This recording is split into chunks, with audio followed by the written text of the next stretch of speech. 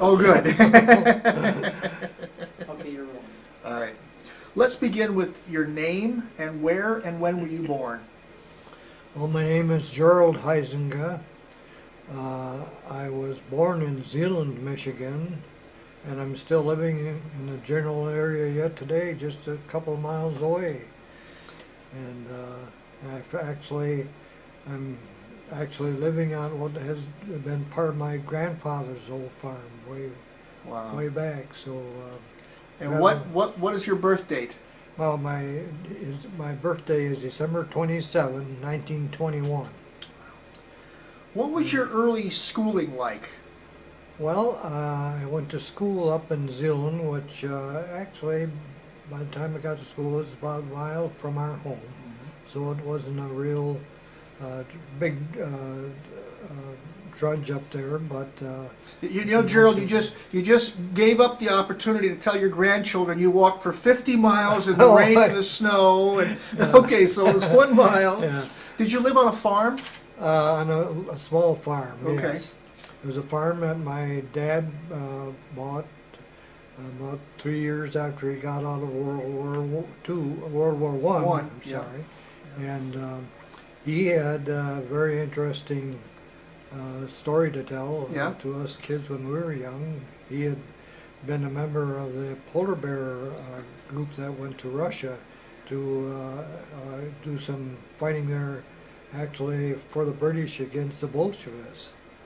And he had a very interesting deal there. They were mostly Michigan, Minnesota, Wisconsin, I believe, fellows that had been taken from a group that was potentially eventually going to go to France, and they were taken. Their group was taken off of the boats that were ready to get on, and they sent them to the area of Archangel, Russia instead.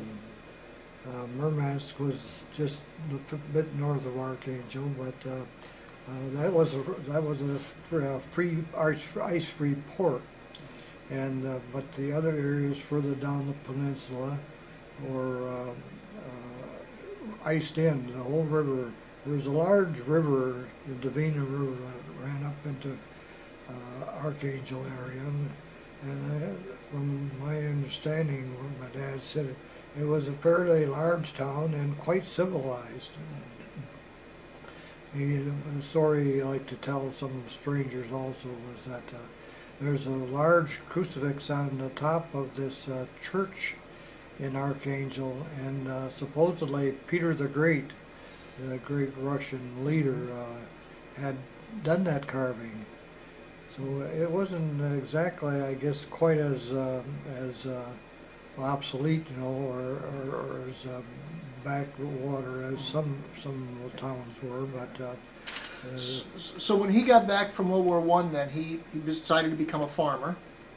yes, he had grown up on a farm, and in fact, he had one deferment. He was the oldest son he had five brothers, and he was the oldest son, and he had one deferment so he could finish my grandpa, finish helping the farm work for that season, and the draft board rather soon after that, and he was off to, at that time it was Camp Custer, which is now still a part of Fort Custer, which is active in World War II.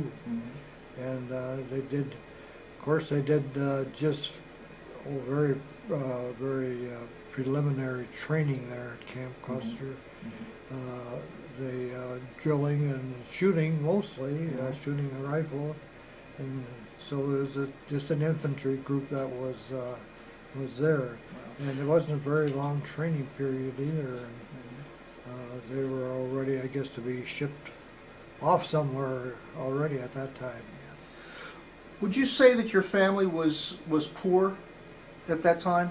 I think we were sort of middle class, and I think that was true quite a bit of the little town that I grew up in. People didn't have a lot of money. Of course, by the time I was about 10 years old, the Depression had come on, and for a lot of families, it's actually much worse than situation we were. This wasn't a very little farm, large farm that my father bought, but it was kind of a kitty corner from a larger farm, 80-acre farm that my grandfather had bought quite some years before that. So was there, your family, your extended family was in the same basic area? You had the grandparents? Yes, yes. In fact, my great-grandfather came over from the Netherlands in 1847, about the same time as the settlers of Holland and Zeeland City came over. Only they came over just as a small family from the Netherlands. I think it was my grandfather and his mother and his sister, and they just came as a separate little group, and they weren't part of the large immigration groups that had settled some of the area around us. But in your case, like for example for Thanksgiving or Christmas, was there a gathering of all the family members together, or was it just pretty much your isolated family? Well, there were, by the time I was a young child, we had quite an extended family around. As my grandparents, my great-grandparents had a large family, and my grandparents also did. So, and my grandmother actually grew up about 4 miles from actually closer to the town of Holland. So we were able to see them very frequently and spend a lot of times with relatives also. But of course, with a large family with the grandparents, actually, there were a lot of cousins and people like that, and they all settled in the general area. And so we actually were, I guess, kind of middle class. Basically farming. I know there were several factories in town already at that time, and I remember my dad saying he worked in one of these little furniture factories for several weeks, and he said that was just something he couldn't stand. He had to be outside where he could stand. So of course, my grandfather living on this farm. First he bought a large, nicely sized 40 acre, and then he bought another 40 acres with it. So for the area right around us, he had probably one of the larger farms. And we had a general farming practice there. Of course, a lot of the farm families were very self-sufficient. Yeah. We had some milk cows. We had about 10 or 12 milk cows, and I had maybe several hundred chickens, and then half a dozen or 10 hogs. So I guess I felt that a lot of the people around us also were quite sufficient. And they're the ones probably that had the least difficulties during the Depression. They at least had plenty of food on the table. Now, even as a young child, there was a sense of community then, that there was Oh yes, family yes. and community Yes. around you, and Yes, Zeeland was several thousand population about that time. Holland was larger, about 5,000. And my grandmother's family lived just a little east of Holland, possibly about halfway between Holland and Zeeland. So it was just an awful lot of friends and family friends that we were acquainted with. when you were a young child, did you have chores to do? Yes, quite often I'd go to grandparents' house. They lived only half a mile away. The farm was it was an 8-acre farm, a quarter mile by half mile, and we were at the end of the half mile end. So I did a lot of traveling back and forth, a lot of walking even, and Dad had a team of horses, and I think my grandfather and of course he had his younger brothers were still living at home. They had about three. They had 3 horses, and quite often we'd do some of the farm work together. And I remember as a youngster, I was probably more about 6 or 7 years old, and my uncles wanted another horse over the next day, and so I brought one of our horses. I just pointed on the horse will follow, just follow the road, and you'll get right over there. They'll look for you at Grandma and Grandpa's house. What was your early schooling like, though? What was school like? Well, I went to a small parochial school right into the town, and it was a fairly good sized school, about an 8-room, as I recall. We had a grade for each room, and probably had about 22 kids or something like that in my class. So within that building, you would go from first grade, then you go to Yes, another room to second grade, then yes, third yes. grade. And Uh-huh. I imagine as a young kid, you're dreaming about getting to the second grade or the third grade. That's right. Wow. Basically, what reading, writing, arithmetic, that sort of thing. Yes, and I think we actually did have a music teacher also additionally come in, and she'd spend maybe several hours a week with each class. So I think we got a very good familiarization with music and with what singing was all about. So Did you like school? I generally did, yes. Yeah. And my mother said I always learned to read very early, and we were getting a newspaper already at that time, which is in the mid-20s and getting up to 30 about, and things. And my dad did have a car, and they did have this little farm that he bought had a small gravel pit started on it, and so after I guess I was fairly young, probably early about 10 years old, and my dad had already bought a small single axle dump truck, and he was already hauling some gravel into town, and had a small pit started there. Did your parents have a library at home? Did you have access to books? Yes, some, not a lot, maybe a dozen, couple dozen, but coming from quite religious group, they did have a lot of, I guess, reading material also that was religious in nature, and so we did had a lot of activity, in Sunday school and catechism and stuff like that. So, and of course, we only had to walk the town. The church that we went to, and had several churches in the town, was only about a block from the school that we were at. So we did have I had a large group of youngsters to grow up with and to associate with. You know, today they're so relaxed in terms of people going to church in jeans and all that. What was Sunday like for you and your family at that early age? What was Sunday like? Well, Sunday like was dress-up day. The Garrett grandparents also would chuck their overalls and the work shirts that they wore during the week, and they would always Clean up behind the ears, and you have to get your ears that's right. cleaned. And Saturday night you had a good bath.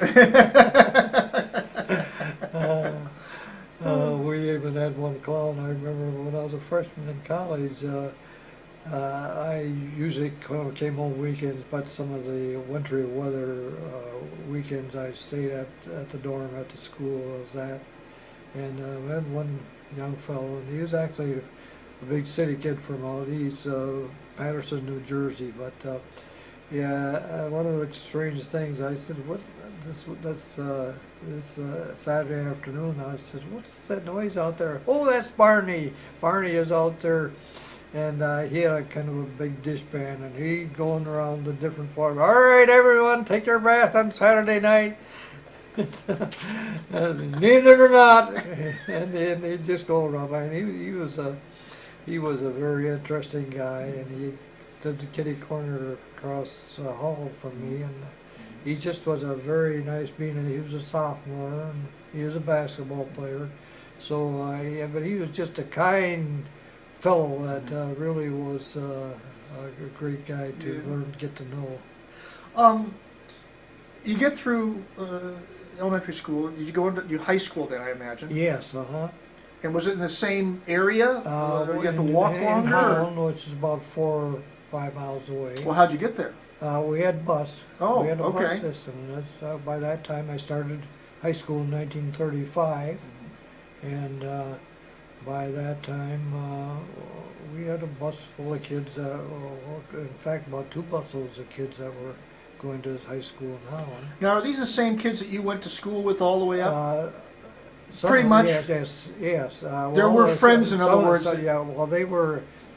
Part of the kids were already are kids that I did go to grade school with, and so I knew them in my freshman year in high school, and then I met a lot of new friends from kids that were growing in the Holland area. What was So- high school like? I mean, were you in sports or were you into?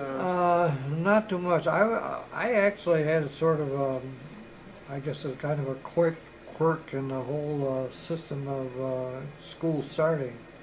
If your birthday, if you were 5 before the end of the year, you could start at 4. And my birthday was December 27th, so I just made it by a few days. And I think I was probably one of the smaller boys in the class at that time. But we did our usual playing in the play yard, pump, pull away, and stuff like that. And later years, a little bit of ball and a little bit of touch football and stuff like that. So, Were you in terms of your generation, your father's generation, grandfather, were you the first one to get that high in education? Oh yes, yeah. Actually, my father, because my father had only an 5th grade education, but being the oldest son and having a large farm, he didn't go to school very long in the spring.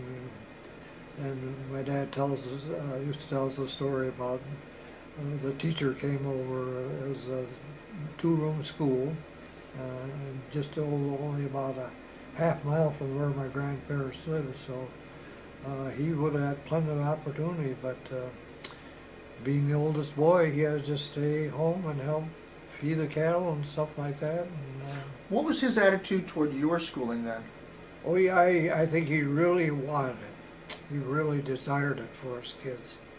And that's the first thing, you're going to go to high school, and this was just natural. You have to go, In part, probably because he really would have liked to. And Yes, and he did read quite well for, really not very heavily educated person, but he was very good with figures and numbers. And I do recall one thing during the Depression that he had been a deacon, and one or two of the fellows were trying to handle the responsibility chores of the treasurer, and I guess a couple of the people from the history came and said, "Bill, would you take that job? You'd been a little business, you had a little business, and So he did that, and later on, even when he was elected an elder, a couple of fellows that just couldn't hack being treasurers, they said, "Bill, you're an elder, but will you take the treasurer's job along with the church again with it?" So he did that for many years, and he just, I guess in later years, I got to admire him more for being so hardworking and really getting himself along well. And I guess in justice to my grandparents, the other boys right after him, in fact, the one or two just younger. One of the first ones went to a small business college, and he became very successful in business and later years as a realtor. Mm-hmm. And so he had gone through enough schooling to really handle it well. And then I guess about the second or third younger son of my dad went all the way through. He went to actually in Holland they did have a school that was stressing more of the classic Oh, okay. part of education. Education, yes. yeah. And that uncle became a minister, church minister. So. During your high school period, you're in still a very small town. Yeah. Okay. Did you have any indication about what was going on in the outside world, either through newspaper, radio? Did you have a radio, for example? Yes, we Okay. had. I remember during the 30s, we had a fairly good radio already. Did you listen to? Are you allowed to yeah, listen to it? Or yes, okay, yeah, all right. yeah. I remember Fibber McGee and Molly. I remember Fibber McGee. And well, some of those other shows at that time. Sure. And then what my mother liked to listen to was like the Bell Telephone Hour, and there's another one also, Firestone Hour, I believe, and good, nice classical This music. is theater too, and music Yeah, and things yeah, like yeah. Okay, let me get an idea of, for example, when you listen to the radio. Did you listen to the radio as a family? Both. Okay. Both alone and with groups. So your parents gave you access to the radio when you yeah. had some time, and you could actually sit down and tune into the Shadow, Yeah. or Yeah. I don't know if Lone Ranger was around at that time or not. But Yeah, he yeah. was Kemosabe. Yeah. Just right what time slot it was, but it was we did we had a good radio, and about this time, I guess even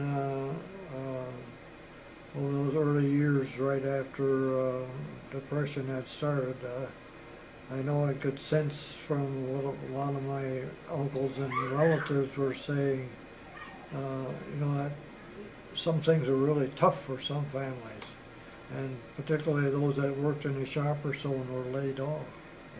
Yeah. And I recall as a young, maybe I was probably about the 6th or 7th grade, and this one uncle used to come over with his family quite often. They lived in Holland, 5 miles away, and they said, my Uncle Rich would ask my dad, "What should I do, Bill? What must I do?" And I thought, boy, poor Rich. And the two uncles, my mother also came from a large family, and the one they lived just east of Holland, so actually they could walk into Holland itself.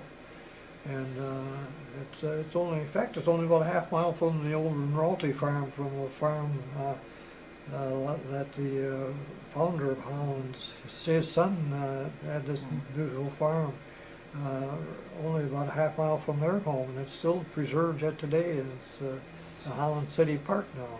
So you actually had a sense that something outside of your family, other people yes. were not living the way you were living necessarily. Yes, yeah, and we were maybe just a little notch more educated than some of the other family kids, and maybe we had just a few more usually. My dad usually would get a car newer than a lot. Oh, okay, yeah. One of his likings was, I guess, to get a new car every few years, especially after he is starting getting a little further along. So high school was overall a fairly good experience for you then? Yes, yeah. Okay. A very good high school. Did you know what you wanted to do with yourself? Were you going to be a farmer? Well, or?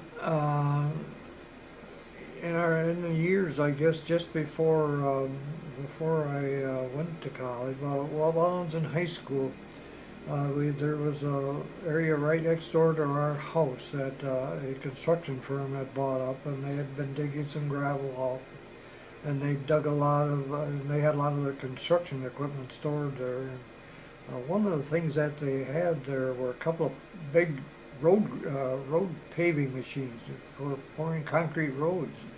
And we only had one close neighbor right across the street. And that young fellow I chummed with quite a bit. He was about 2 years older than I was, but we chummed around a lot together. And just he had some chores to do, and then we kind of do his together, and then we do. Of course, he had more chores than I had, but. Well, let me get to that point Sure. then.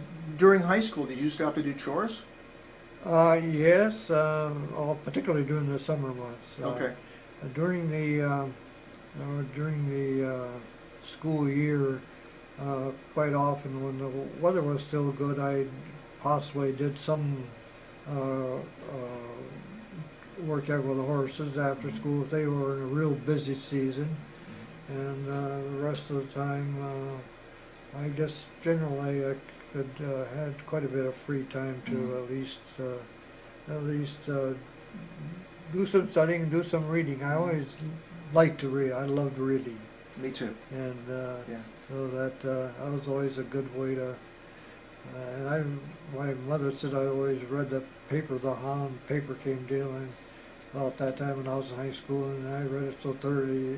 She said, "Man, you're going to know more than the rest of the kids in your class." And I said, "Well, I don't know about that, but I still enjoy this, knowing all about these things." As you got towards your senior year, was there talk amongst your family about your going to college? Yes, it's been discussed already a little bit. Which is completely new, right? Because Yes. none of your family had even gotten to the point where you are. Now you're talking about going to Yeah. college. That's right. I was being the oldest child, and it was I was actually encouraged. I had a sister about 1.5 years younger than I was, and she told my mother a lot of times, "I'm going to be a nurse," and she did. That's just what she did. Wow. What did She went you to want to her- do, though? What did you Well, want to do? I thought, well, I'd like to do some construction work. I'd like to do things like that. And, Well, you don't need college to do that. No. All right, so I'm trying to get here Okay. now. I'm trying to get how Yeah. we're getting Well, to. one of the things that did happen, and this is sort of in line with we did today, and what I, of course, eventually did, getting in the service. When I was about 10 years old, a fellow who had grown up in Zeeland, he and his friend came around. They had one of the old surplus Jennies, Mm-hmm. the old biplane. That they just had many of them, during World War One, and they were surplus after the war ended. And these fellows came to Zeeland. They were there about 2 days, I guess, and they were offering rides. They had Well, they're barnstormers. This, they- yeah. exactly, yeah, Sure. yeah. And I remember his name, Rich Van Eden, and he eventually became an officer when World War II started, Wow. operating I think he's operating in North Africa, one of the civilian army fields there. So they arrive in Zeeland with this. Yes. What's to you? It's the first time you've ever seen an airplane, probably. I'd seen a couple fly Okay. around before, but Okay. they were up there. But now you're close up to Yeah, it. so this farm, so on the farms, that was about, actually it was less than a half mile from our house.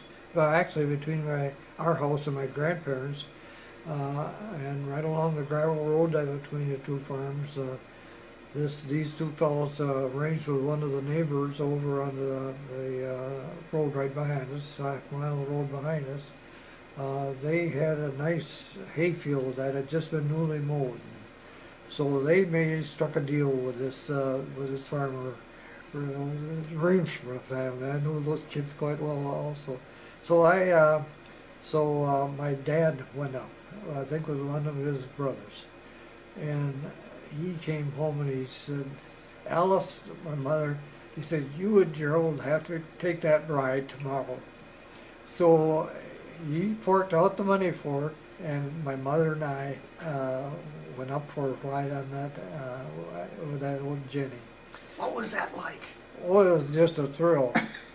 We took off, and we took off, and we started turning as we climbed. And of course, my mother and I were sitting in the open front seat, and I said, "Mom, look here.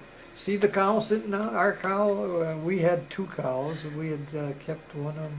My dad had one freshened in the summer, and another one one in the spring and one in the fall. You thought you knew those cows, but you never seen them from the air No, before. no. And to see our farm there, we had not a large barn as my grandparents, but a smaller barn and everything. And of course, it was just fun picking out the different items down there.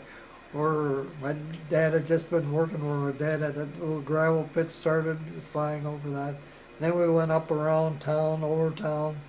And I thought, oh, Holland, that must be out that way. It's west of us, and I don't see Holland.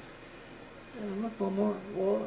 Well, Holland isn't directly west of us. It's more southwest of us. And just that whole day was such an interesting day to me. How'd your mom react to this? Oh, she just thought it was wonderful. And I don't recall if my dad had enough money to get to the rest of the kids a ride. I don't believe he did. But we were just, I guess I got bit by the bug. Just do flying. That's what did it. And I didn't go up again for quite a while after that until I guess about the time I was in college. Okay. Well, let's now get to your discussion in your family. You might be going to college. You were Okay. thinking about getting into construction and all Yes. that. What actually happened then? I mean, how did you get into college? Well, I started college in Grand Rapids, where my uncle had also gone to college, and I was a freshman at 17, and stayed at the dorm. And my dad had enough money to do that. He really was encouraging you, though. Huh? Oh, He yes, really wanted yeah. you to go. Yeah, very much so. Your mom must have been really proud too. Yeah, and well, as I said, my sister was the Sure. one that's just a year and a half younger than I Yeah. am. She wanted to be a nurse, and she also went to college there for a year, some of the preliminary work, and then she went right into this nursing school that was operated by one of the 2 large hospitals in Okay. Grand Rapids at that time. And at that time already, Grand Rapids was a good sized town. Yeah. What were you going to college for?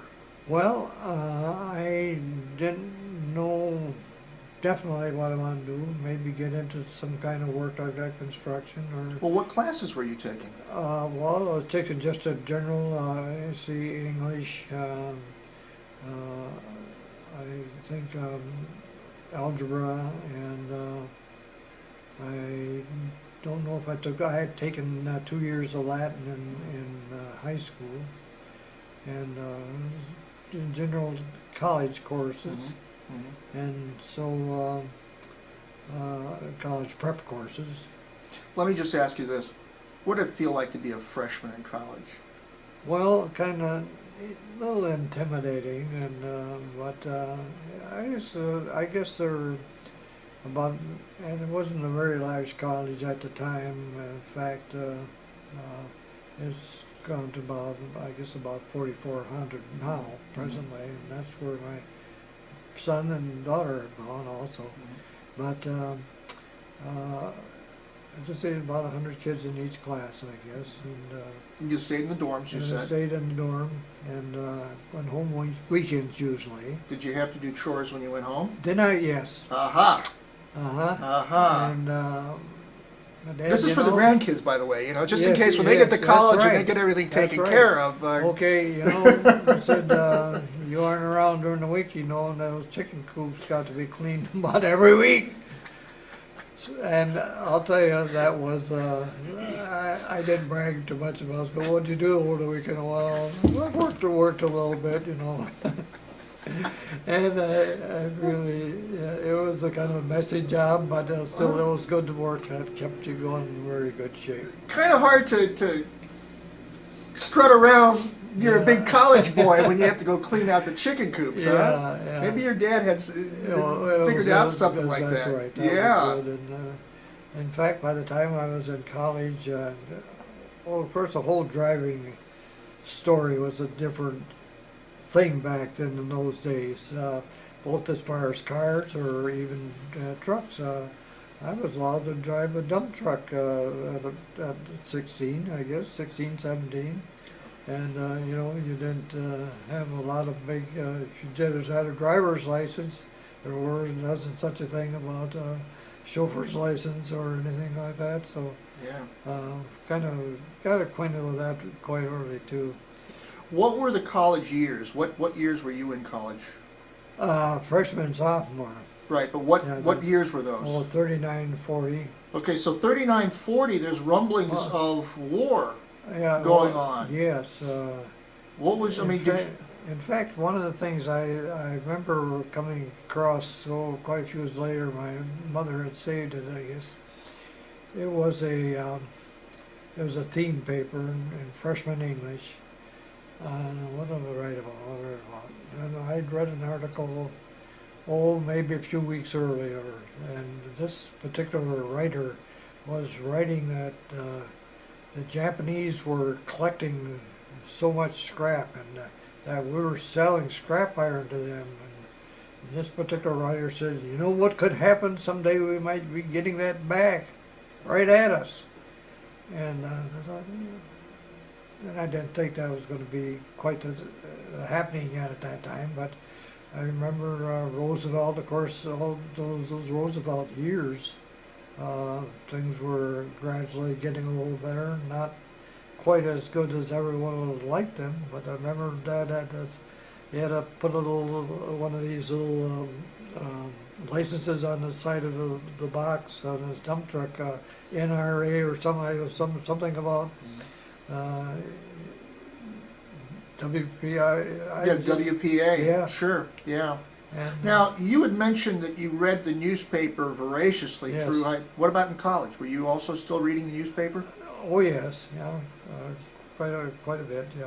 Was there coverage of what was going on in Japan and China? There was a pretty good amount of it. The news that we knew that things weren't going that well over there. Excuse me. Oh, sure. I guess the Germans were already making loud noises, and we were quite. I guess we're getting quite concerned and worried. People were saying, we might be getting something like that happen over. Well, no one's going to invade us, but we might get drawn into the thing. We did in World War One. Yes. Now, Yeah, did you have any conversations with your dad about any of this stuff when you came back from college or anything? well, yeah, all the time. Actually, we grew up quite often. We'd have some friends of his, or particularly some of his cousins, and so that they didn't see every week. They're working too, and they would tell him, and he'd taken home some souvenirs, and Bill still has those till yet today. It was just a matter, I guess. He, after he came back home and got out of the service, he probably talked a little more about it than some of the people that did. Actually, they had some serious fighting, holding off the Bolsheviks, and actually, it was the Bolsheviks that were really slaughtered mercilessly. And so I guess they were careful enough that they're in a defensive position all the time, and they build new blockhouses and wooden buildings, and then they of course they had the advantage of hiding and or keeping and staying in those, and the poor Bolsheviks were just coming across the snow fields. And he said it was just awful the way they just pick them up. Yeah. He said just like I guess what I'm trying to get at, Gerald, is that your father's gone through this experience in World War One. Now the rumblings of World War Two, and you actually just said now you might be. I'm just wondering. I realize it's a long time ago, but I'm just wondering if there were any conversations between you and your dad about the war, the possible war coming up, or anything. No, I guess by that time a lot of us had hoped that maybe some of the regular army people might get if I get caught. But Roosevelt was very careful. We're gonna stay out of this, and sometimes it seemed like he was talking both ways, which he was. And I think, and there were some of the real. Of course, one of my heroes after I took that, going back in time again, going back when I had taken that plane ride. I always still dream, boy, wouldn't that be fun, to get to fly one of those things someday. And then I guess I was about, was it 1937 when we flew across? Lindbergh. Yes. Oh yeah, yeah. And I remember we had some of these little fake goggles with little, of course, the little screens on, in front of the goggles on. You're pretending to be Lindbergh. Yeah, we had goggles. And at that time too, there was a lot of more flying around. In fact, there was a little airport in Holland that opened. There was up. barnstormers going all over the place. They would land, and that was the big event of the day. Yeah, sure. Just blew up that whole aviation. Yeah. The area was just getting to be quite something. Yeah. You went through 2 years of college? Well, I went a year, and I had to admit, I think it kind of appealed to me to learn a little more about this business of my dad's, and so I guess after the first year, I was glad I went, but it was kind of fun to say, and maybe even get a car, like my buddies who went to work in the furniture factories at 25 or 30 cents an hour. I didn't envy them too much either, but I stayed home that summer, and I drove a truck for my dad, and did a lot of gravel shoveling, and then I decided, I guess, pretty much by that next fall, I'm going to go back to college again, and I did. And I remember so well. I had Sunday afternoon, and we'd had Sunday dinner, and turned on the radio, and all of a sudden this flash came on the radio. And Japanese had bombed Pearl Harbor. It was, can't believe that this actually did happen. And so, of course, that was the topic of the day, and I got back to school that next Monday morning, and boy, that was just the talk of the school. And a lot of the young fellows that said, well, some of us are going to have to be drafted probably going, and I remember this one college professor said, oh, in a couple of months it'll be over with, those Japanese, all they can do is maybe build kites and a few other little things, and that'll be the end of them. But What was your reaction? my reaction was, I guess, well, I can't quite believe this has happened, and then of course with Lindbergh was a real isolation. Anti-war, yeah, sure, yeah. Very much anti-war, Yeah. and hearing him on the radio, even, he was for, I guess, America first, and does not get involved with that affair over there. Mhm. So that was in my sophomore year. Then actually, it could have been my junior year if I'd stayed in school, but being as young as I was still, very much. And I guess that's a bit the interesting thing too, that I quite at the time that I graduated from high school, I think we had 30.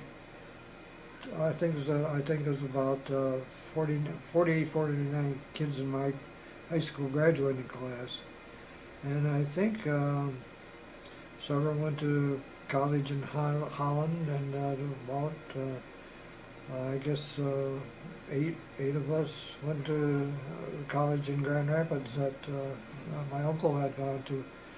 So in all, I think we had about I think close to 15 kids either went to one of the two general colleges, and a couple of them went to business schools and college. So our whole our whole class pretty much did do some additional schooling work after we graduated from high school.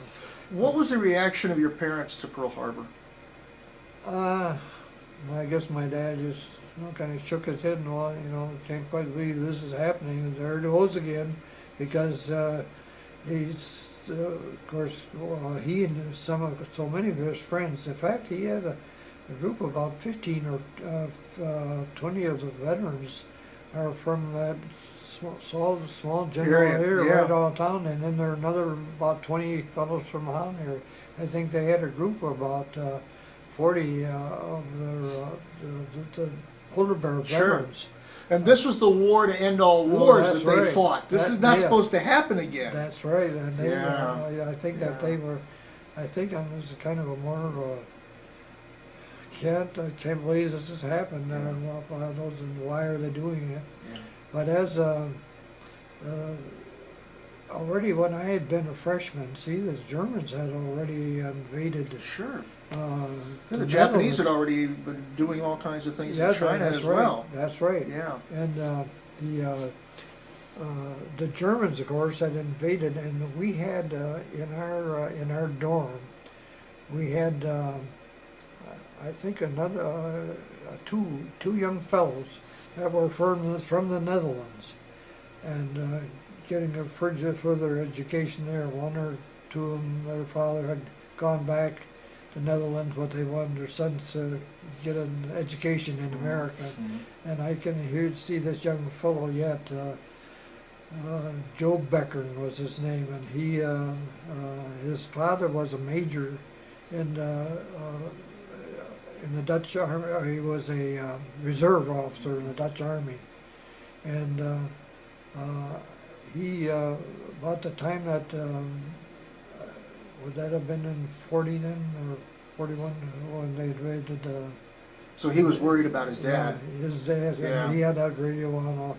And I remember the one coming back from the school. The dorm was about a couple hundred feet away, and I walked past Joe's room, and he had this Hitler barking, and the people just going bananas, Sieg Heil, Sieg Heil, and he and then Joe said, "Fellows, this is awful. This is really going to be bad." And I think this happened just before the end of the year. I think it was about in May or June.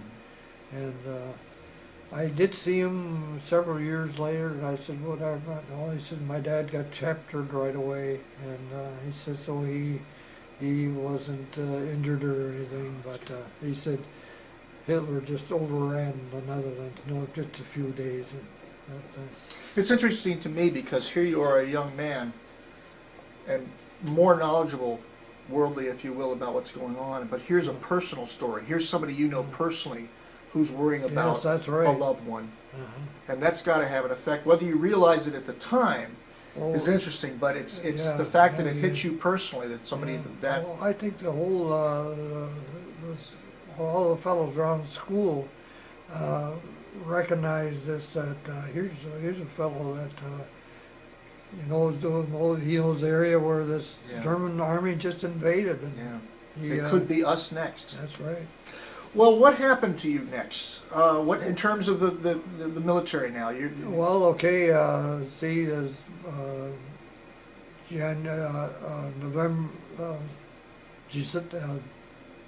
November, December happened. Of course, the Japs invaded Pearl Harbor. And at school that next week, the fellows were just talking on.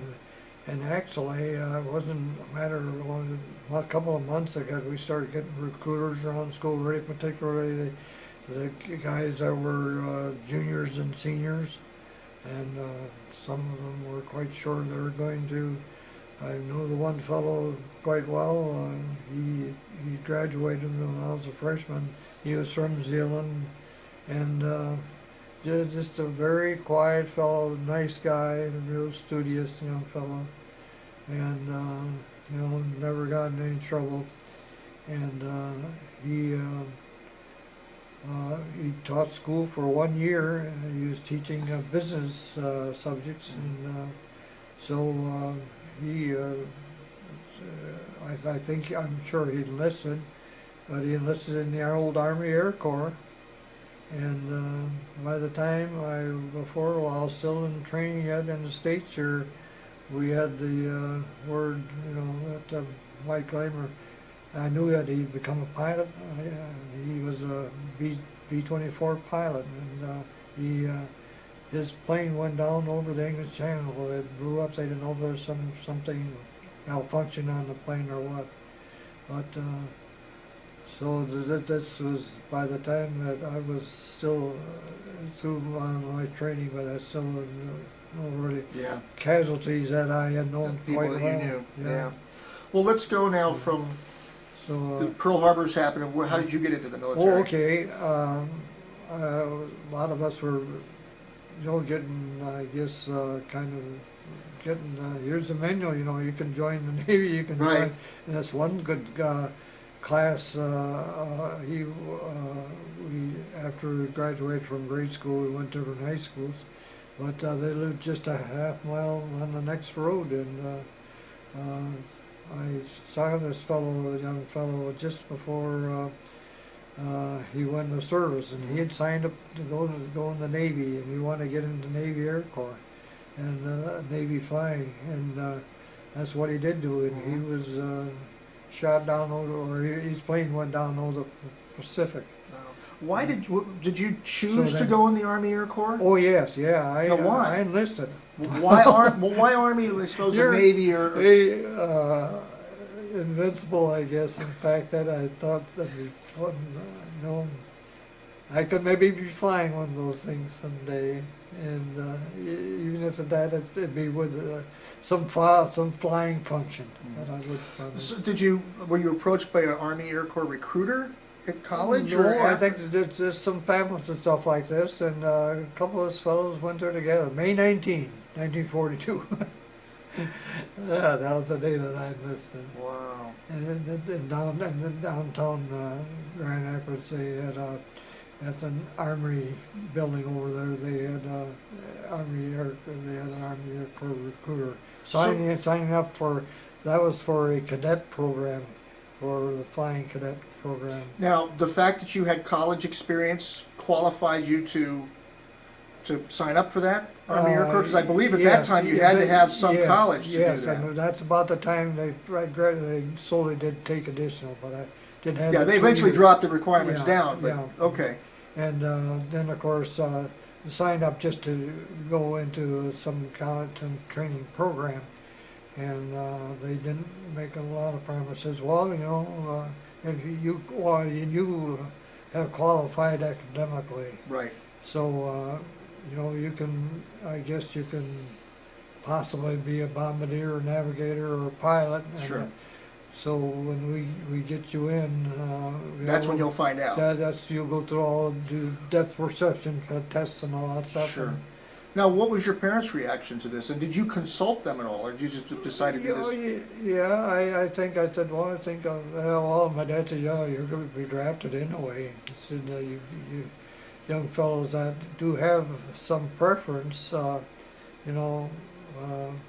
sign up for that rather than just get drafted like I did. Yeah. Like I did.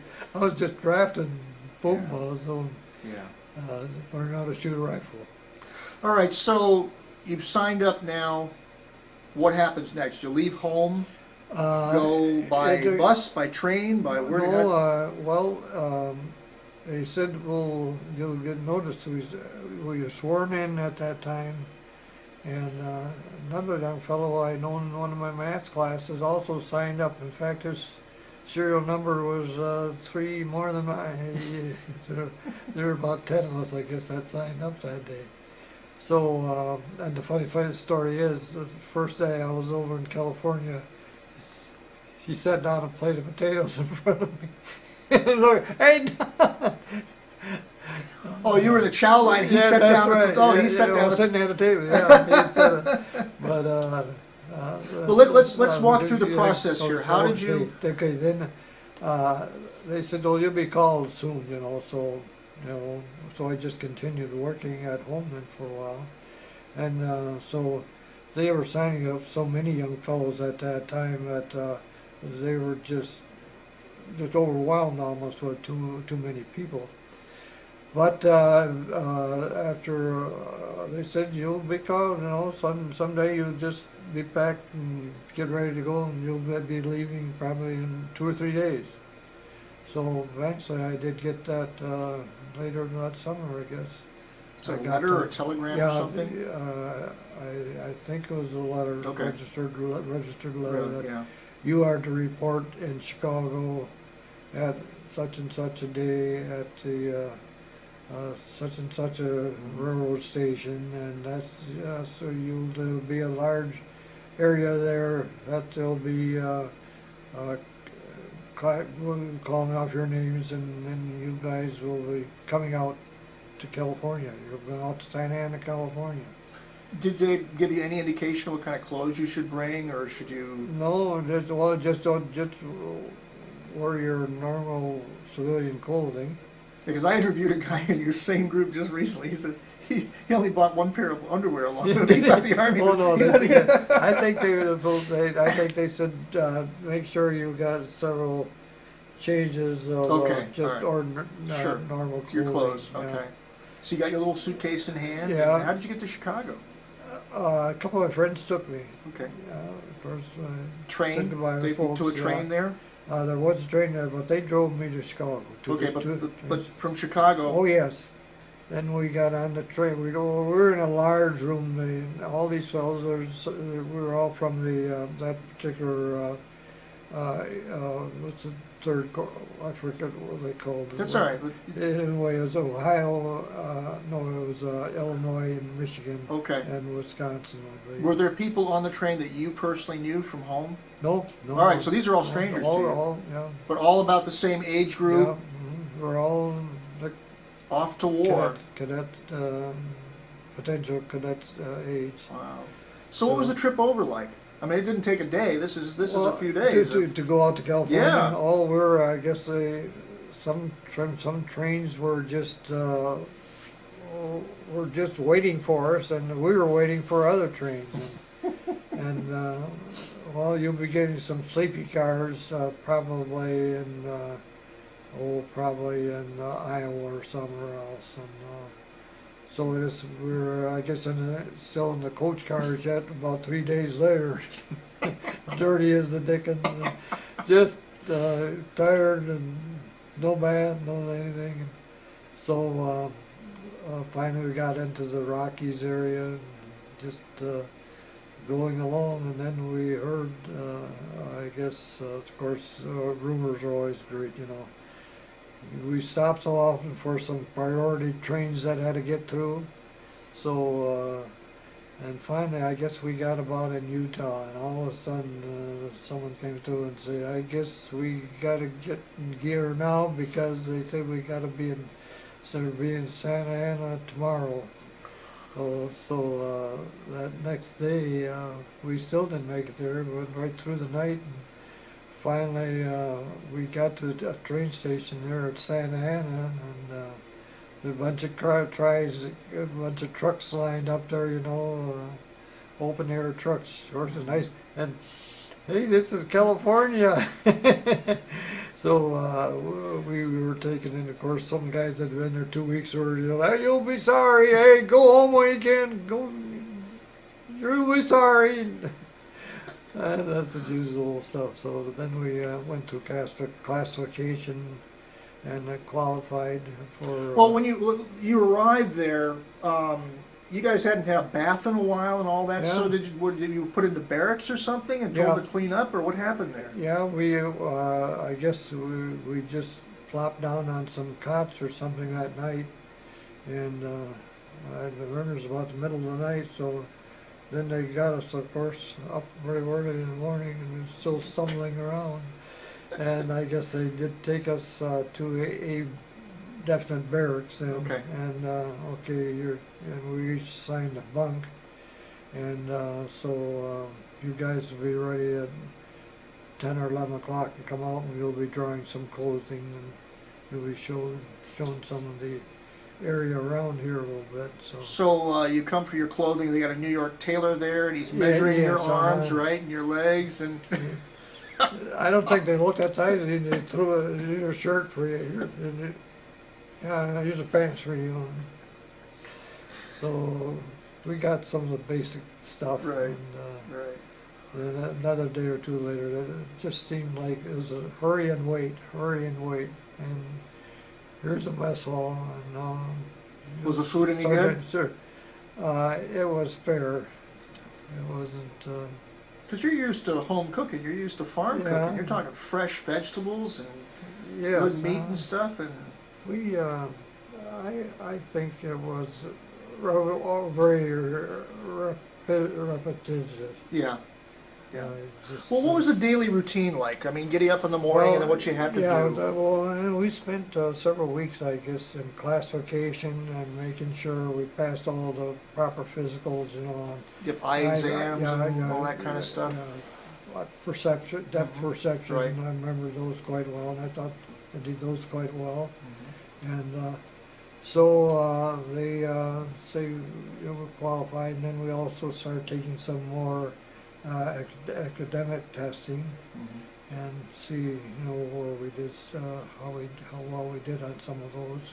Now, during this period of time, it's pretty intense. They're telling you where to go, when to be there, Yeah. do this, do that. Was there any understanding of what was going on outside, the newspapers, radio, or anything like A that? little bit of the papers and so, but we were quarantined, I think, for about that first month or two that we were there at Santa Ana. And then, of course, half the morning would be spent in just drilling and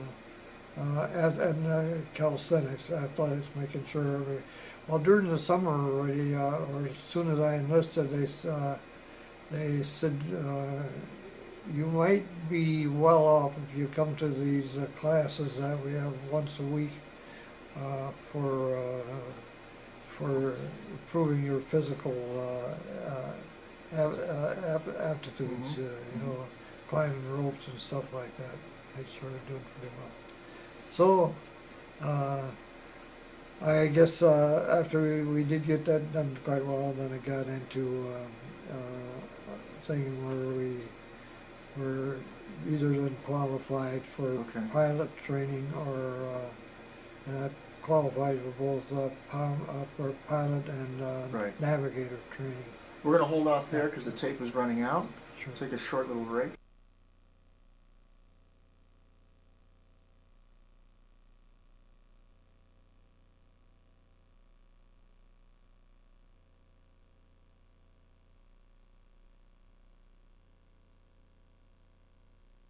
So let's walk through the process of how you actually got into the Army Air Corps.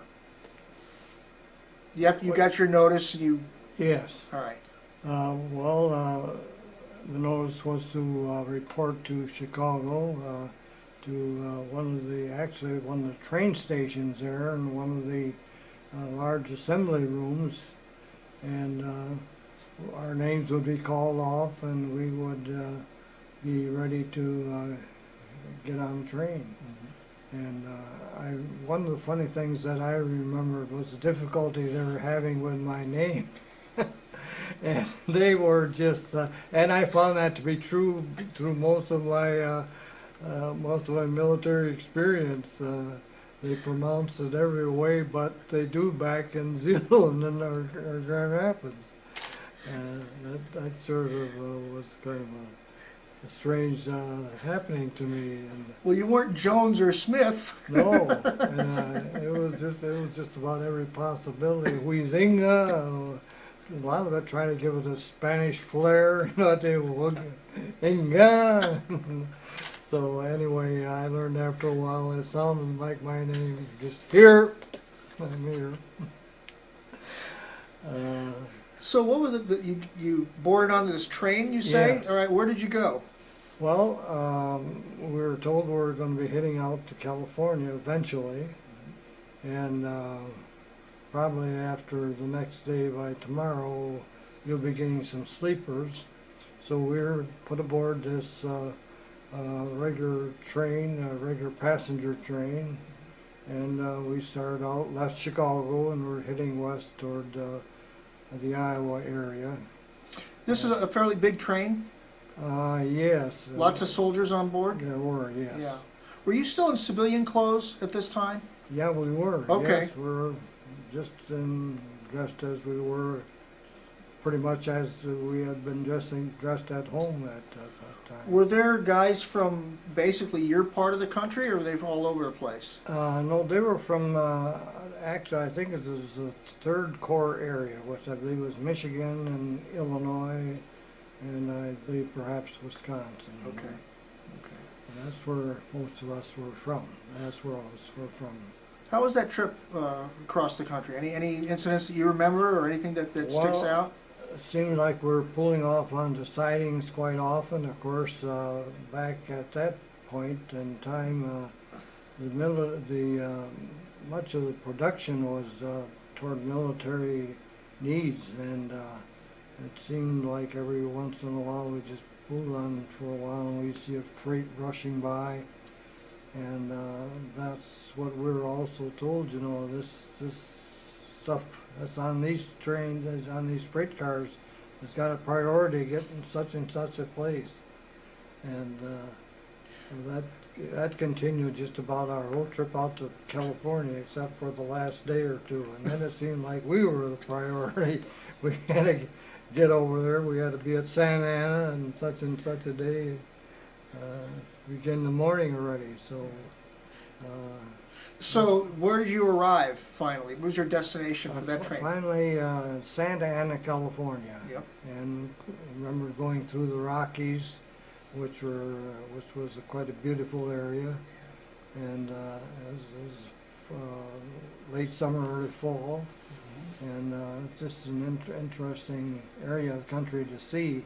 I had been out as far west as South Dakota as a youngster. I guess I was about 12 or 13 at the time, and my uncle and aunt were living in Holland Center, South Dakota.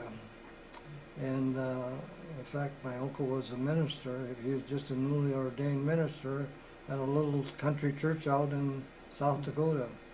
So we went in this old whippet car my dad had, and 4 of us kids, my dad and mother, and my grandmother also, because she had never been out in that area before.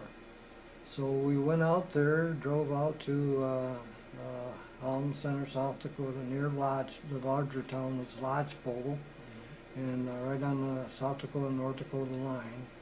And it really gave me a sense of, boy, these are the wide open spaces. This is really the old West, where just miles and miles of not a lot of anything except large, sort of scattered ranch farms, and there was in some areas there was some pretty good production of corn and wheat and the usual grains. So you got a sense of that same thing as you were traveling across the Yes. train then, and seeing the Yes. Rockies and the wide Yeah. open spaces. And of course, some of the areas in Iowa and Nebraska were a bit more farming type country, and ranching and. But you got a sense then of kind of how big America was when you travel by yes, train yeah. like that. Yes. You don't get that sense when you're in a small town or small area, but when you No. travel like that, you Yes. really get a sense of that. Fortunately, our parents had traveled quite a bit for the average family. In fact, one of the things I do recall, just before I started high school, we had, Dad and Mother, maybe I did mention that the other day, we had gone to New York City, and we went past Niagara Falls and the lake region of New York, and I remember going to Pittsburgh and seeing a sign of ballpark as where the Pittsburgh Pirates were playing at that time. I guess they're, of course, they're in a different location now, but they're still the Pittsburgh Pirates. But we were able to see quite a bit of that country going out to New York. getting into near New York City, of course, my dad was driving one car, and the family friend, Mr. Wiersma, was driving the other car. And so we had mother and Mrs. Wiersma, and they had Wiersma's daughter. They had an only daughter, but she was a good friend of my sister, Margaret, who was just younger than I am. And and they also took along their nephew, a young fellow by the name of Wiersma also. And he, I got to know him quite well during that trip. In fact, he was ready to, I think he had just started high school also. So we had a nice arrangement there, 4 of us kids and the 4 adult parents. You know, it's interesting. I don't want to take up any more of your time, but I had exactly the same experience. My parents and I and a friend of our family, and we all went out to Niagara Falls together, and I had that kind of relationship too, where we got to be buddies. Let's go back now to you've arrived now. You're still in your city clothes. The train arrives in Santa Ana. Is that the training area now where you were about to get your uniforms, or did you go somewhere else? All right, so it was in Santa Ana. Yes. Give us an idea of the scope of this. You arrive in Santa Ana. You're a bunch of civilians. What was the base like? What happened when you arrived there? Well, of course, it was the weather was quite nice. We thought it was nice weather, and it was. And so it looked like an area where the barracks were looking very new, and they're building more of them. And it had been some good level farming country before, and they just were making all sorts of, they had a lot of heavy equipment working there, making level areas, and building some drill fields and drilling some athletic fields and everything, and a bunch of new roads, and building little temporary type stores, PXs, where post exchanges, where you could buy some necessities. But this is a big place. Oh, it was yes. Okay. Santa Ana Army Air Base. They call it Army Air Base, but we were a little bit surprised there weren't airplanes there. But then about the next This day, is the Army, Gerald. yes. Well, the next day or two, we knew that there was an airplane base very nearby, because these P-38s would shoot past us about 200 feet off the ground, and just roar past us, and everyone recognized them, because we'd sort of been looking for that type of thing, and we're learning airplane identification and all that stuff. Sure. Those are P-38s. This is that new fighter that the Army Air Corps has, and they had a particular whistle to them. The superchargers were warming up, and they just had a little whistle as they passed you, and that just sent a thrill down our spines. And we were that close to those birds. And hopefully we might be flying one of those things someday. Some of us would, and some of us wouldn't. What was the process of getting you actually in? I mean, you're in civilian clothes, you're now at the base, they're in the process of building and all that. Where'd you go from there? Well, we spent quite a bit of time at that particular base. First, we went through a rather more extensive physical work. We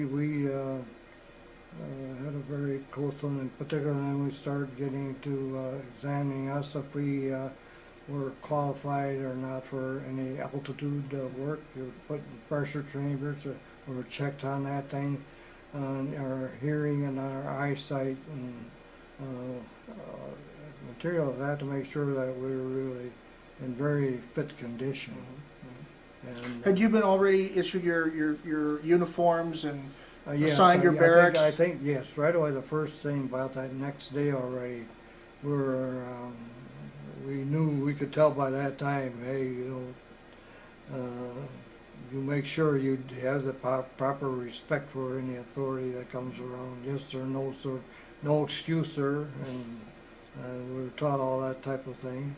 And generally, quite a bit of the time we're at Santa Ana, which was several months. We had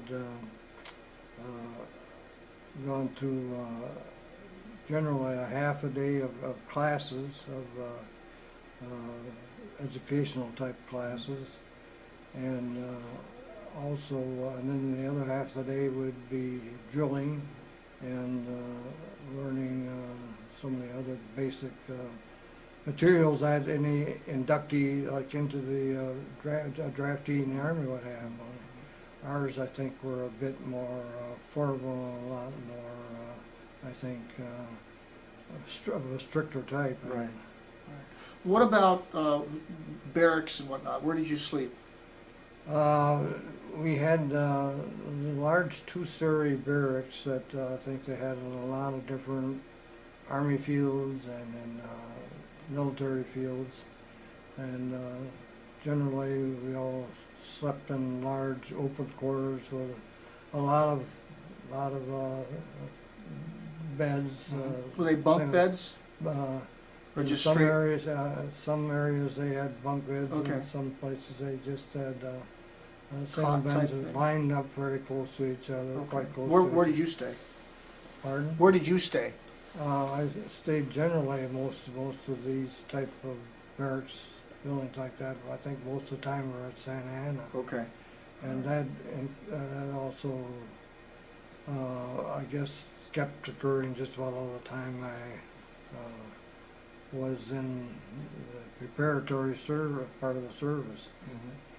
So we, and of course, in the classrooms, I think I didn't find them generally too difficult. I mean, they were tough enough, but I think I had, with a couple of years of college, I think I had a significant amount of background to Sure. a lot of things. What, at the conclusion of that period at Santa Ana, what happened from there?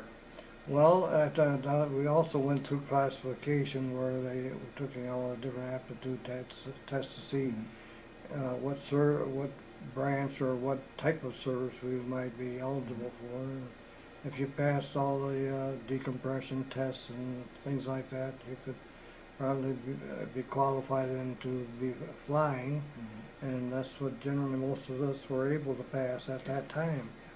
So then they classified us either for possible pilot training or bombardier or navigator training.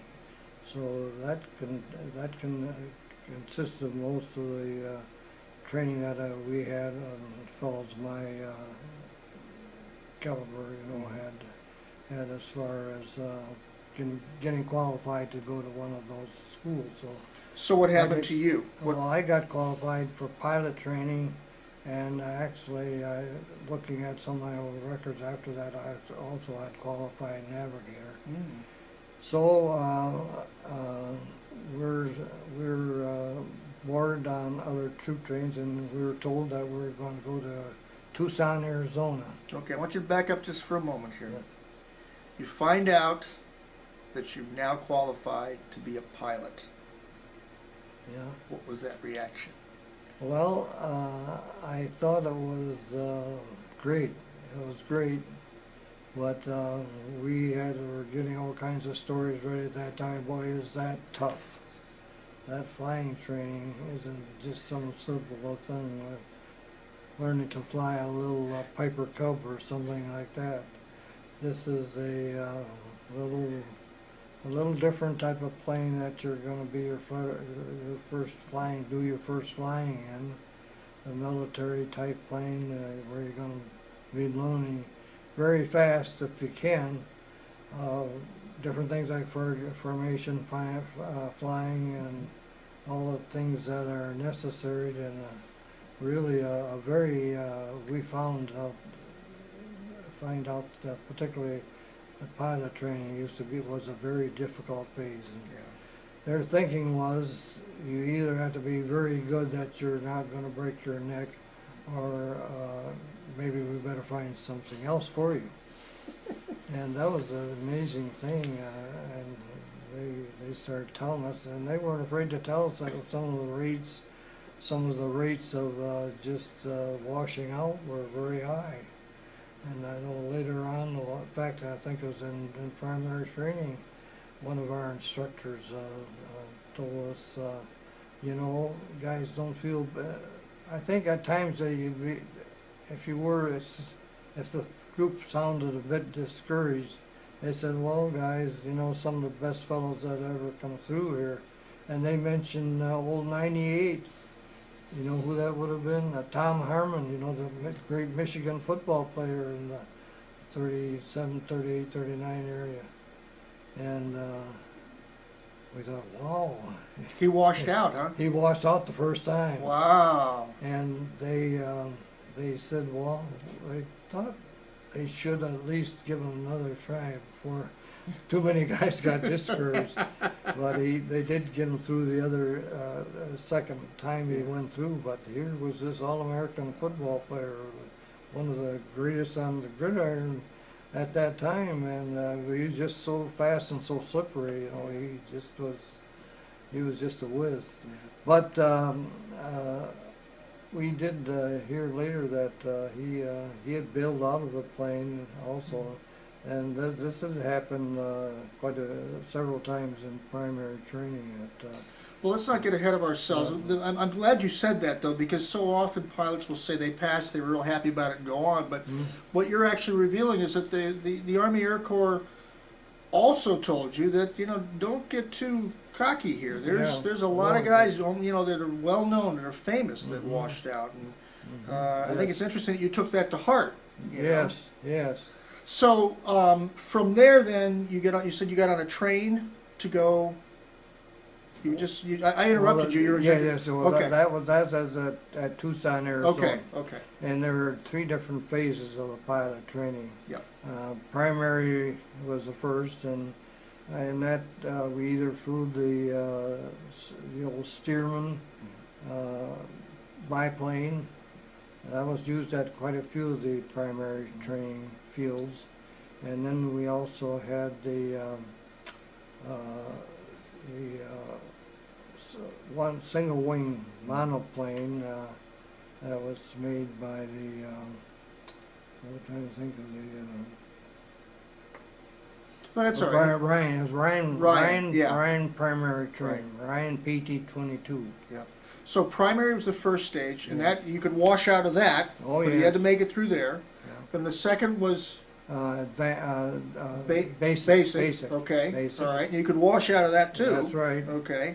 And then finally advanced. And then you either had a pretty high-powered single engine plane, or you could also go into twin engine training in advance. So in advance you were exposed to, or you would be getting into one of those 2 types of training: the single engine plane or the multi-engine. dual engine. Yeah.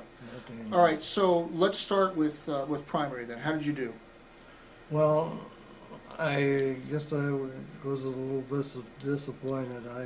It was a lot tougher than I thought it would be, and I had a period in there where I wasn't feeling too well. I had a few nosebleeds, but I also I don't know what my basic problem was. I guess my health just had slipped a little maybe, and I was not quite with it at times. Just if I had some illnesses that sort of been some stomach problems or something like that, and it just didn't seem to quite do too well. And so. But you made it through though, didn't you? I didn't make. I just about made it. I had gone through the period of course, when you went through the different phases. I just got through 1 or 2 of my first check rides, and I think I sold once or twice, and then they decided you're not advancing fast enough, and that was the thing. You're not catching up with the crowd. And it was amazing that there were so many of the fellows that at first looked, you would say, boy, this guy doesn't look like a pilot material.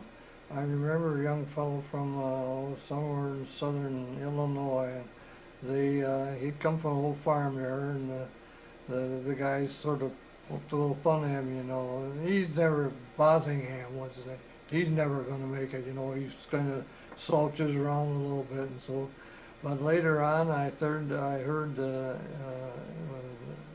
later on when I was in some other phase of training, that this guy was the hottest P-38 pilot that had gone through for a while. And he just looked like such a sad sack, and some of the guys that were the real, you know, boy, this guy is really going to go places, didn't make it. So, but they wanted you to learn fast and learn well, and of course the whole philosophy behind that is, you know, when you do get probably in combat someday, we want you to be the best prepared fellow that you could have made yourself, or help yourself toward. So what happened to you then during primary? What was the conclusion of that? Well, then they said, well, you'll probably be going to somewhere. Well, you didn't say, well, you're going to go back home now. They say, oh, you know what? We need all kinds of additional people on an air crew. We need gunners. You can go to AM or mechanic school.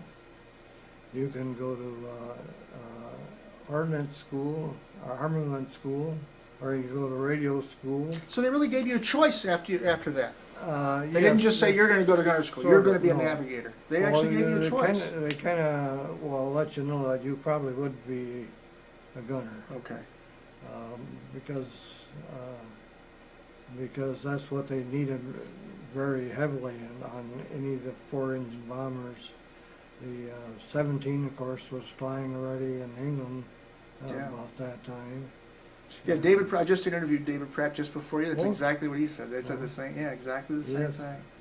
Yeah, so what happened to you then? Well, they said, well, we're going to reclassify you. So I was sent to Salt Lake City, and from there they decided. They did, in fact, after they said, well, we're going to send you to armament school, and that was a large, there were a couple of large facilities there in Denver, Lowry Field and Buckley Field, that were teaching you about the 50 caliber machine gun, which was primary thing used in most of the bombers. 50 calibers in the turrets, 250 calibers in the turrets, and of course the two waist guns were single caliber 50s. And I guess just in the process of getting reclassified, and they said, hey, we also need some fellows to go to gun turret schools and get to know the gun turrets. Either, of course, you all have to familiarize yourself if you were a bomber crew person with the different turrets, but they also want some fellows to know something about the technical aspect of these turrets. So what eventually happened? Well, they said that you are qualified to go that if you'd like to. And I said, where do I go? Well, there is this one school that the Briggs Company, who makes a Sperry upper turret and a Sperry ball turret, have their factory, but they have a school there. It's actually operated by the Sperry Company. Oh.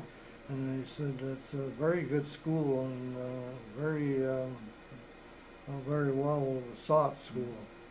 Well, maybe that doesn't sound too bad. So then I put in for that, and so I did go there to Detroit, which was sort of close to home. Yeah, I think I went home a couple times while I was for a week in furloughs, but. So what was that experience, I imagine, was just teaching you how to use the gun and... Yeah, and ours more was the maintenance of it. Oh, okay.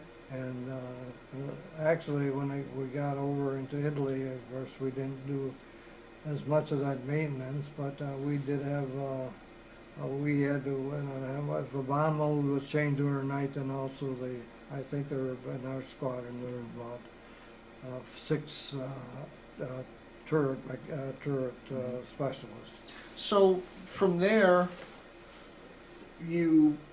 where'd you go next? Well, from there, after we graduated from that school, I think it was I think it was about a 12 or 15 week school. Okay. And then we're sent out to another classification center again, or assignment center where we would be learning where we'd go and what we'd do. Now, at this point in time, you don't have a crew yet? No, You don't know where you're going No. per se? no. Okay. When did you finally get a crew? Okay, after I went to this new assignment school, I was out in California, and just sort of an area where we would sort of, I guess, be picked out for whatever. And it appeared to us a lot of times the Army doesn't know what they're doing. And they don't know what their left hand is doing or what their right hand is doing. But I did went to this area there, and they said, okay, we need a group of turret specialists and also armorers up at Boise, Idaho. And Gowan Field was a fairly large civilian, had been a civilian field, but the Army Air Corps had sort of taken that over. And they said, but they were building a large new field just outside of, about 10 miles outside of Boise, instead of to replace Gowan Field. Mm-hmm. So this big air base out in the sort of open country area. It wasn't exactly desert, but it was just, grazing country and stuff like that. But a very great new field, long runways, supposedly longer for as any bandit bomber that would be flying would be able to use. So assigned to that for some week, and then at that we were also taught, we also took some training in shooting the guns. Up to that point, we didn't shoot them. We hadn't shot them at all up to that point. And this is where the crew was put together? No, they're given some specialization training in shooting turrets and shooting from turrets, and also from shooting just from a single gun position. But it was from there that you went to. Then from there, then went to right from there. Right from there, then I went to Hammerfield, California. Okay. And that's where the 460 bomb group was being organized. Okay. At Fresno? Pardon? Was that in Fresno? Fresno, California. Okay. Hammerfield. Hammerfield was the name of the field. Okay. And this is a big place, I take it? Yes, it was it was a new air base. It was a new base that was being built. It was built outside the town of Fresno, several miles, a couple miles at least. And that's where I saw my first, or was able to go into my first B-24. What was that like, that first time? Well, that was something, boy, what big birds these are. And what, it really was, interesting. Of course, we were, the flying crews had actually been formed already also. I think some of them at places like Gowan Field and all these different air bases around. But then after they had these crews pretty well trained, then they were sent, and they're gathered together as flight crews, and then also as maintenance, working crews and maintenance crews, and that's what we were taught then at Hammerfield. We who were the turret specialists and the armorers and also all the crew members would Sure. get together. And Is this where you met the guys then? This is the first time yes, you met yes, your group? yes, And and you say you went out and you saw the first airplane. Now, these are brand new airplanes, right? well, some of them are some that have been flown or. Well, I mean yours. What was yours? Yes. Well, some of we weren't assigned any particular crew. We were Oh, working, okay. we armorers and the mechanics. Well, mechanics were assigned to specific ships. I see. Okay. And, but that wasn't the one that you were going to fly and be So flying in your primarily. case then, you're just going up for the experience of being with a crew. That's Didn't right. matter what And airplane work- it was and at doing that point. That's Okay. right, and doing work on them, doing Okay. well, what kind of work you would be doing eventually. Okay. So this is pretty much what we're doing. Of course, a lot of us were green, and unfortunately, a lot of the crews were very green also. Yeah, sure. And, Sure. I But it's think- all new to everybody. yeah, and I think the other fellows that were also with the 461st had some experiences with planes going down. Yeah. I think at one point there at Hammer Field we had 3 planes go down in about Just in 2 accidents. weeks time. Yeah, Yes, just in well, training accidents. malfunctioning of some of the Sure. Yeah. and perhaps some crew Mistakes lack or- of, yeah, lack experience of, and- experience, and Yeah. so Now, as I mentioned to you before we started this interview, there's a lot of detail that I want to get into. You know, we'll Sure. hopefully be able to do that fairly soon in Zeeland. Let's move on then to you've got your crew now. When did you actually get your airplane? Was it fairly soon after that?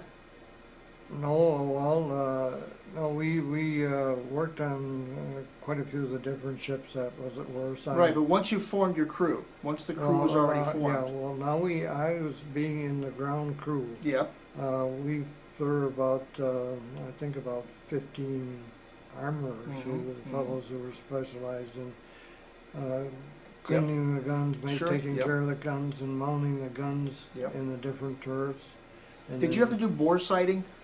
Where you yeah. actually train the Some of, yeah, Okay, some of that, yeah. okay, So we all could, and they would also, so actually the ground crews, actually probably were as large numbers as what the flight crews were, yeah. because it took a lot of people to take care of it, and particularly mechanics for the engines, Sure. the 4 engines. Oh yeah. And that some of the fellows that had been to AEM or mechanic school, of course, were being trained to know how to overhaul Sure. these engines. Sure. Yeah, once again, at a later date, I'd like to get into detail about Yeah. the actual operations and what. Sure. You finally got an assignment to go overseas at some point. Yes, well, we were at Santa Ana, and we were getting, I think about that, it was after Thanksgiving, and just before Christmas, I guess we were told, okay, we'll be packing up one of these days, and 461st Bomb Group will be going over to somewhere.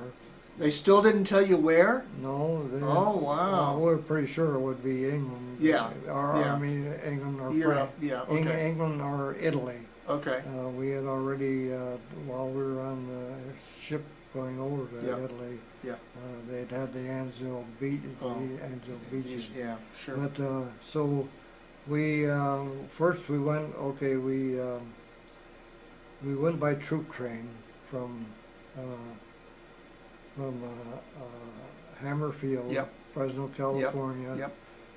Troop train all the way across to an area in Virginia. Camp Patrick Henry was the name of sort of an embarkation Mhm, for our mhm, assignment place, which everything was. Is that where the ship was to take you over? The ship was in the harbor. there, Okay. yeah. What kind of At ship was this? Newport News. Was this a troop ship or a luxury liner or? It wasn't it was one of the old Bear Livery ships, and they were, of course, they were thrown together so, rapidly. They're building the things well, but building them well enough to at least survive a trip across. Most of them did quite well, but we were just crowded. And well, at Camp Patrick Henry, we were just told we were just going to be there a few days, and we'd probably be getting assigned some additional stuff. I think we got assigned additional heavier clothing because it's getting into the fall season and getting very close to winter. So we picked up some more stuff there, and generally we I guess knew that we were going to go somewhere. Sure. So once you got on the ship, you started off towards Europe. Yes. Okay.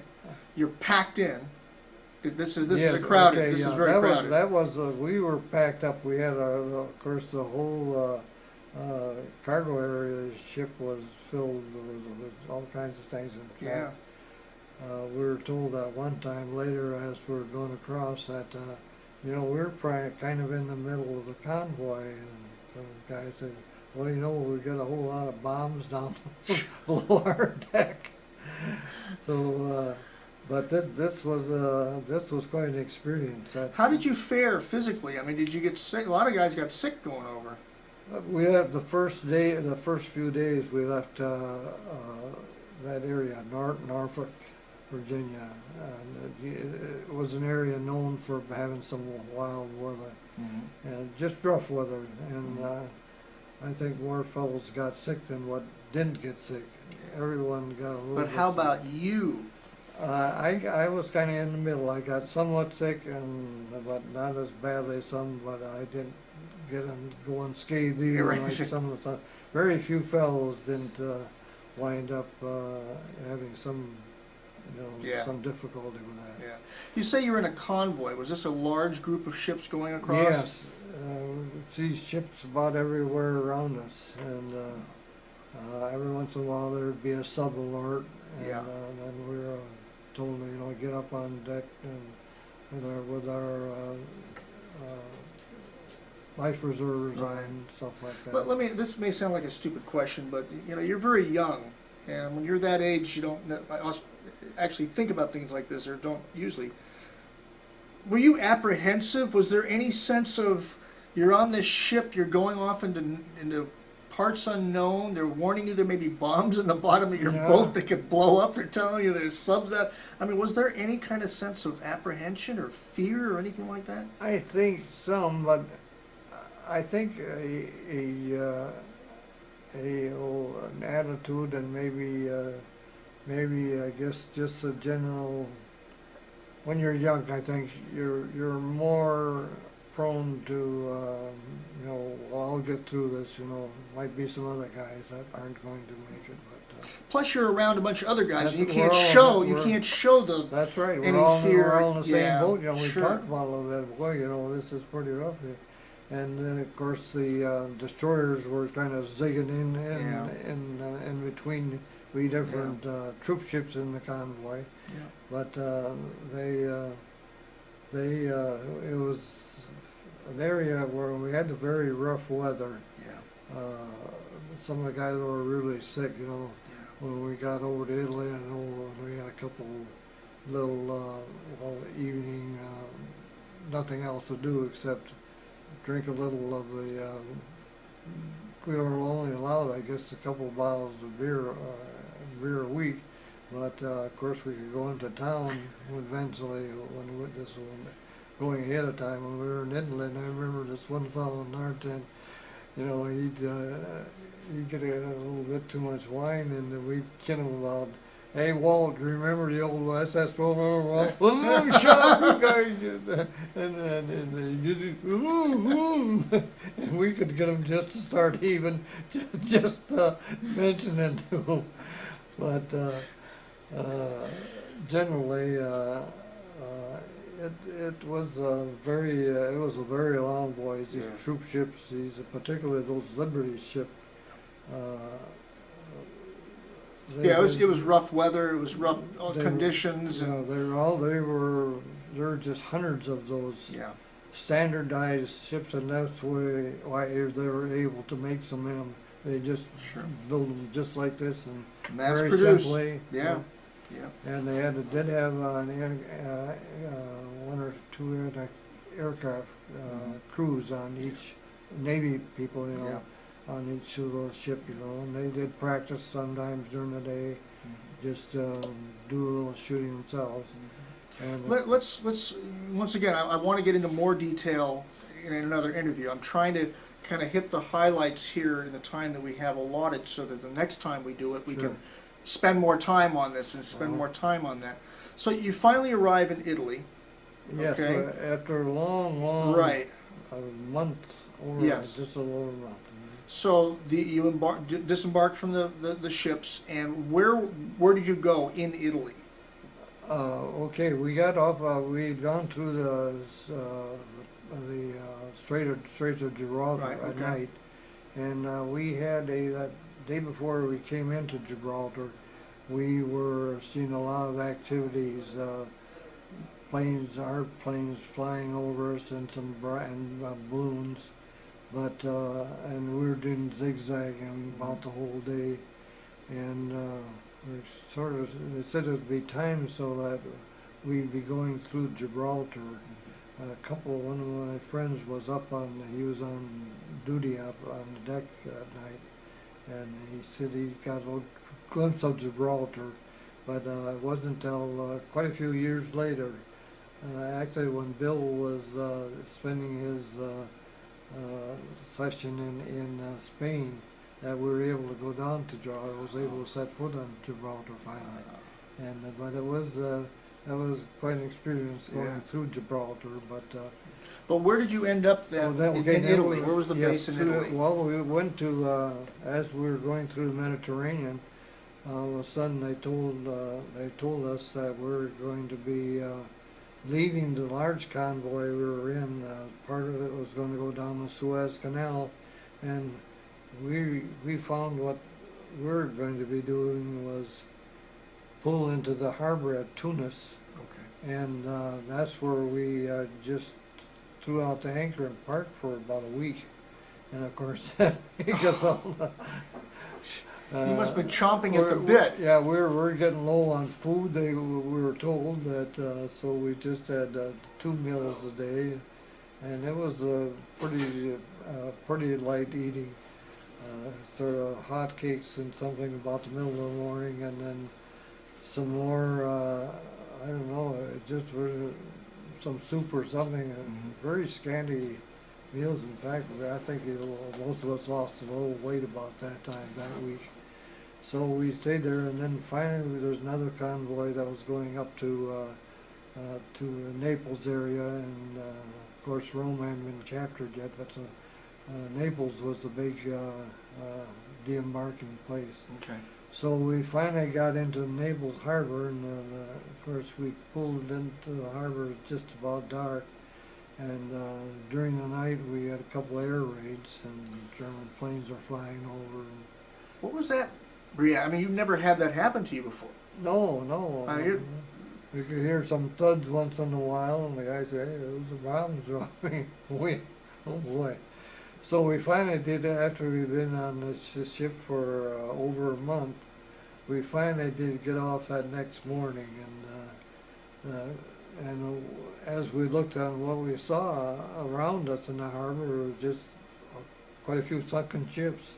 So they built some sort of passageways over these ships that had gone down, and to get us to the docks themselves. I can see it in your face, but I can. You're going down the docks and there's these ships. What was your reaction to that? Well, they they didn't make it. They've had some serious fighting here already. Yeah. But Okay. Naples was in a very sad condition. We got off, and I think they took us in some trucks. They took us to a deserted college. There weren't anything, just the bare floors, and we just laid on these bare floors that night. that first couple nights. And Will they issue blankets and yeah, pillows or we anything had like that? blankets. That's about it. And our whole course slept in our You slept in your clothes, I take it. yeah, You just yeah. and used our overcoats also as for some more guarding. And So what was the next day? I mean, you well, that night, Oh, we were okay. in there, I heard some siren noises, and a couple fellows that had from the area just over from us a little bit had been there before, and they were just jumping up out of their position, and they were just hollering as they were leaving air raid, and a couple of and my guy said, one of them said, "We gotta go too." And I remember Dunn, he was always, he said, "Heck," he said, "they're gonna get me here, they're gonna get me there too." He said, "Let's just stay here." So we just stayed, try to go back to sleep again, left it. So, then we found later, several years ago, that area, Bagnally was a town that was outside of, just out the outskirts of Naples. But I guess the thing that really struck us most that next morning, of course, we hadn't had really sufficient food those last few days, and they said, "Well, we'll march you guys right down near here. Will be an area where a lot of troops are eating." And so we just ate pancakes that morning, about everything we could eat. But the thing that really got to us was these little street urchins, and probably a lot of these little kids were orphans or just had something happen to them.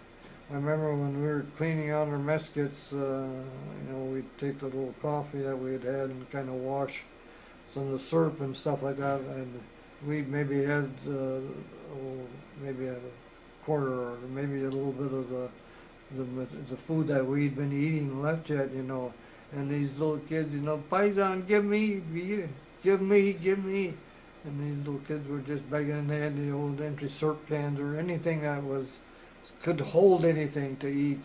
They just wanted what we were going to be throwing away, and that really, I think, struck most of us quite well. These poor Italians, and of course, while we were on the ship going over, we had some lectures by some of the officers, like we're going to part of Italy that's been pretty well devastated by the Germans, and now the Americans have done it also, contributed also helping to chase the Germans out.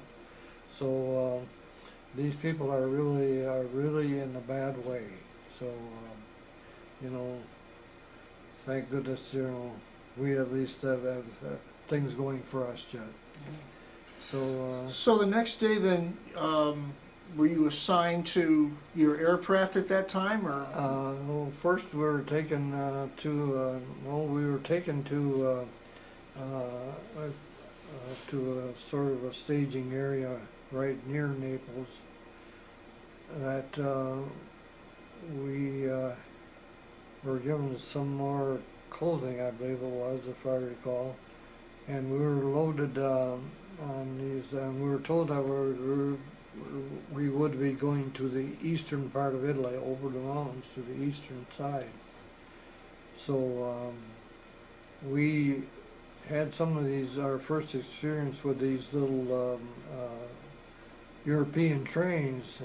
They had a little short, a little high-pitched whistle that wasn't all comparable to a good good American locomotive or local cars. They're just little box cars, and not nearly as large as our freight cars here in the States, but just all box cars. So they herded us all into these box cars, and we actually didn't have very much to eat, and some of the guys, of course, were having a little trouble with the food they had eaten already, and it was just kind of makeshift stuff. I think we were fed some, were given some K-ration and some stuff that had been packaged and so, but there again, we didn't have much. I think it was about it. So started on the slow trip from Naples to the far side of Italy, over the mountains, and we were told that we'd be going to the eastern side of Italy where we're building new air bases. The Germans had been chased out of that area. The British didn't have too difficult a time to get the Germans out of that eastern part of Italy. The real heavy fighting was in the area around Naples and in between Naples and Rome. And is that what your missions were going to be at some point? Yeah, some of Okay. our missions were over that. Yes. Okay. But most of ours were the longer range ones. Right, well, yeah. Once you got the train, where did you arrive at? Well, we've got over on one of the little towns on the east side there, Okay.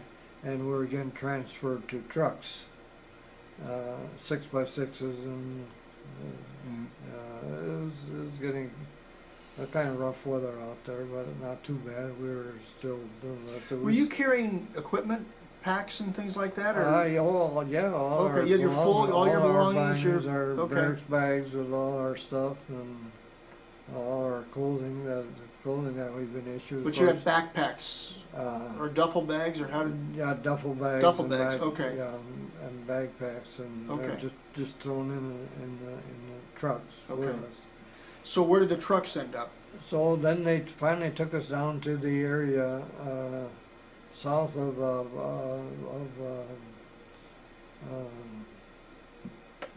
well, we wound up finally in near town of Cerignola. Okay. All right. And that's where they were still building the airfield that we eventually flew out of. And that was to be your permanent base? Yes, that was Okay. our Italian permanent Okay. base. So they had one runway nearly completed, but they were still building the other one yet. So no aircraft yet? Just some occasional ones coming in on that field. But they kept improving the first one, so we wound up with parallel runways. Maybe some of the other fellows I told you had parallel runways. They're a couple 100 feet apart. So, this happened to be such an interesting thing to watch. The planes taking off in the morning, one and down one runway, and as soon as the tower.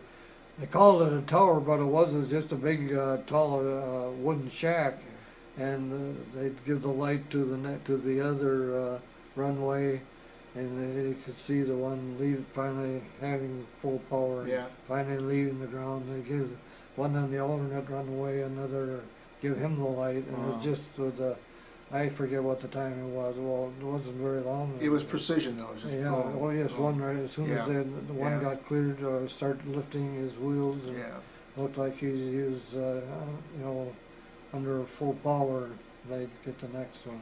Now, when did the airplanes finally arrive? The one that you're going to fly? Or, no, I'm sorry, not that you're going to fly, but the ones that The ones we were going to yeah, work working on. on. Yeah. Well, they came in over a period of time. They were making the hard stands already for the Okay. first runway they made. We were flying principally off that one runway for Okay. our first one. While they're building the other ones, some engineer group was building the other runway. And of course, I was interested in even going over and watching them do that. Sure. A lot of the time it was just, we had some free time. Well, I was just mean, going to say that there's no airplanes, and so No. what are you guys doing? Well, I went over and watched them build this of course was one of my interests when I was a young fellow, when we had that the Oh, yeah, construction sure, company yeah, next oh, yeah. door, the bulldozers and the. This is on a grander scale though than That's the ones right. you saw at Yeah. home. That's what and they were thinking later about it. Of course, now we got all the power hydraulic apparatus on all the dozers and stuff like that. We had the old cable-operated bulldozers. They wound up a spool, and they just had a kind of a crank that raise and lower the blades, and then also the same thing with the scrapers that. Of course, they're now big, powerful ones nowadays. Right. It's all. So you got a chance to then kind of Yes. in anticipation of the airplanes coming. You can go, and it was a great joy to watch that stuff. I did, yeah. Yeah. Watch them build the Sure. second runway. So finally the airplanes arrived. What was your job then? Well, then that's to check the planes out after they came back, and actually, there wasn't really a lot to do. They were new planes, basically. And the guns were brand new. Yeah. And, But didn't you have to test them out, or? yeah, we'd shooting make them sure and- check them out, Yeah. and then our gunners would, our armors would Mhm. reload the 50 caliber, Mm. and if they were carrying any practice Mm. bombs, load those and just get us in the get us our group. Let's set a base here. In about 5 minutes, the tape is going to run out. But let's in the last 5 minutes, describe, and this is in general, okay? Describe what your responsibilities were within the fact of your position. All right, machine guns. What was your responsibility?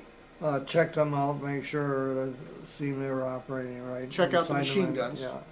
Okay. The armors. Okay. For the turret people, and the armors, of course, would load and unload bombs. Okay. And of course, when after practice, we had to help them quite often because they changed the bomb load during the night. They changed the target, and then they want 1,000-pounders perhaps, or they want some incendiaries or stuff like that. And the armors generally had to do a lot of scurrying, and of course the mechanics, of course, had to if they took a ship up for a test flight, and that's what I would get a chance to do occasionally after bombers had taken off for the day or for that mission of the day. We could sit around and wait around for them to come in or do something, but quite often if there had been an engine change and they wanted to make sure it was suitable for combat again, they just take it up for a ride for Test ride, and you'd hitch a ride. Yeah. Oh, okay. Get a chance to take a look out the windows and I got to know this our squadron flight surgeon. Called him a flight surgeon. He was a doctor, and he was pretty well knew what to look for.